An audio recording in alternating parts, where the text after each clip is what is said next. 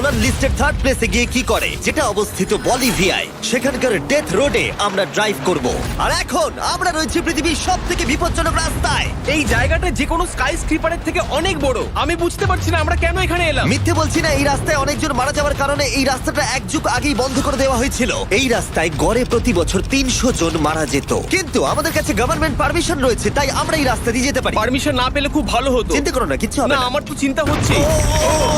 এবার বুঝতে পারছি কেন ডেথ রোড বলে। কিন্তু তুমি এমন চালাচ্ছ জানো এটা খুব সাধারণ রোড। দেখো তোমার জীবন আমার হাতে রয়েছে, তাই তুমি এরকম না, তোমার জীবন আমার হাতে রয়েছে। দেখো স্টিয়ারিংটা মনে হচ্ছে কেঁপে উঠলো। ট্রেন থেকে হাত সরিও না। আমরা এখন মৃত্যু থেকে মাত্র 7 ইঞ্চি দূরে আছি। আমরা খাদের খুব কাছে রয়েছি। সাবধানে সাবধানে সাবধানে। বলছো নাকি? ও মাই Flash গড, করছে? আমার লাইফ ফ্ল্যাশ করছে, ফ্ল্যাশ করেই যাচ্ছে আচ্ছা, বারবার। আর যদি তোমরা ভাবো এটাই সব থেকে বিপজ্জনক, তাহলে বলে রাখি আমাদের রাস্তায় আরো 3টে বিপজ্জনক স্পট বাকি আছে। রাস্তা আস্তে আস্তে আরো সরু হয়ে যাচ্ছে।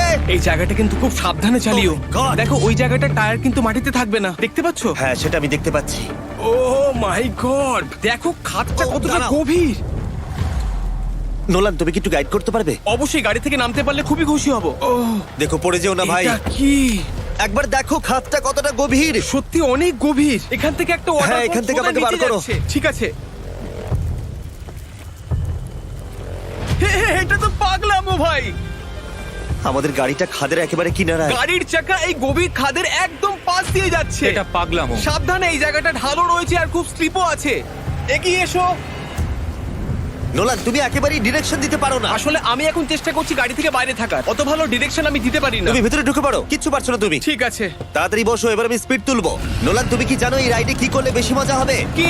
আমাদের brand new festival creamy peanut butter cup খেলে। ও, আমি ভাবলাম তুমি বলবে গাড়ি আসতে চালালে। না, ও মাই ফগ গড। অনেকটাই বেড়ে যাচ্ছে, সামনে ঠিকঠাক দেখা যাচ্ছে না। রাস্তার বেশ কিছু অংশ একেবারেই সাধারণ, কিন্তু বলিভিয়াতে ওয়েদার খুব তাড়াতাড়ি চেঞ্জ হবার কারণে হঠাৎ প্রচুর কুয়াশা মৃত্যুদূত হিসেবে সামনে চলে আসে। আরে দাঁড়াও দাঁড়াও দাঁড়াও দাঁড়াও দাঁড়াও দাঁড়াও, আমরা ধারে চলে এসেছি। আমি ভালো করেছি তো? না, আর একটু হলে কিন্তু আমরা পড়ে যেতাম। খাদের খুব কাছে আছি। ঠিক আছে, তাহলে এদিক দিয়ে বের করি। ঠিক আছে। একটু দূর দিয়ে চলো। হ্যাঁ আরে, ঠিক আছে। ওটা কিসের আওয়াজ হচ্ছে? আমরা অনেক কাছ দিয়ে যাচ্ছি। আমি ভাবলাম সবকিছু একসাথে মিক্স করি আর বের করি আমাদের নিজেদের ফেস্টিভ্যাল কাপ। এই কাপের সব থেকে ভালো জিনিস হলো আমরা পিনাট বাটার জার থেকে সরাসরি বের করে ইউজ করি। দেখো কতটা জ্যাব আছে, এটা দারুণ খেতে। এছাড়াও এর মধ্যে আমরা ফেস্টিভ্যালস চকলেট দিয়েছি। তোমরা হয়তো জানো না, ফেস্টিভ্যালস এর কৃষকদের আমরা যথেষ্ট পারিশ্রমিক দিই। আমরা ফেয়ার ট্রেড সার্টিফাইড বিন ব্যবহার করি। আমরা একেবারেই শিশু শ্রমিক সমর্থন করি না। ও মাই গড, এই 3টে জিনিসই কোনো আমেরিকান চকলেট কোম্পানি করে না। নোলান, হ্যাঁ এক যুগ তো কেটে গেছে, দেখে নাও ব্রিজটা ঠিকঠাক আছে কিনা। ঠিক আছে। আমি শিওর হতে চাই যে এটা ভেঙে পড়বে কিনা, কারণ আমি মরতে চাই না। নোলান, ব্রিজটা পরীক্ষা করো, সব ঠিক আছে?